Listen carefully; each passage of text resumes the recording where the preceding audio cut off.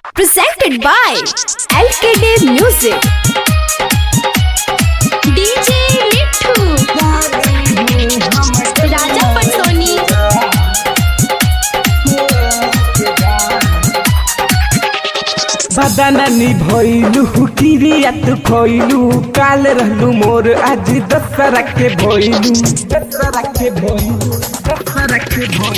बदाना निभइलु किरिया तू खोइलु काल रहलु मोर आज दशहरा के भइलु प्यार के अपन मिटाई के जा प्यार के अपन मिटाई के जा ओइलु तो जहर पी आई के जा पानी हो हम के मुआई के जा ओइलू तो जहर पिलाई के जा रानी हो हम के मुआई के जा। DJ मिठू, राजा पटसोनी।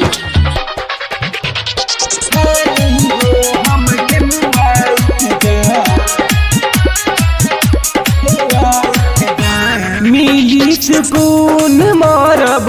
जब तोहरा हाथ हो जात खुशी रही है अपना पियवा के साथ हो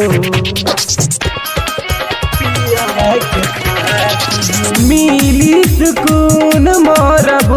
जब तोहरा हाथ हो जात खुशी रही है जान पियवा के साथ हो हम के भुला के है दशहरा के पाह के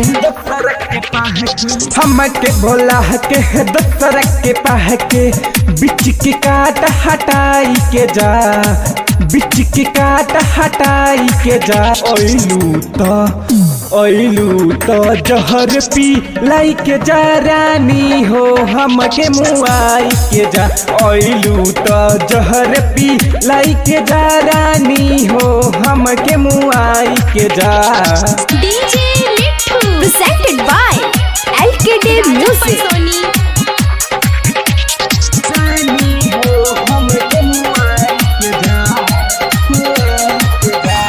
सोचले न रहनु ऐसन समय देखबू जुदाई न सह पाइब बड़ी तड़पैबू सोचले न रहनी ऐसन समय देखबू जुदाई न सह पाइब बड़ी तड़पैबू अंकित सबरिया के बीच बजरिया सबले सबरिया के बीच बजरिया ऐसे न सुन ठुकराई के जा ओइलू तो जहर पी के जा रानी हो हम के मुआई के जा ओइलू तो जहर पियाई के जा रानी हो हम के मुआई के जा बदन निभइलु किरिया तू खोइलु काल रहलु मोर आज दशहरा के भइलु प्यार के अपन मिटाई के जा प्यार के अपन मिटाई के जा ओइलू तो जहर पी आई के जा पानी हो हम के मुआई के जा ओइलू तो जहर पिलाई के जा रानी हो हम के मुआई के जा। Champaran recording studio, Delhi.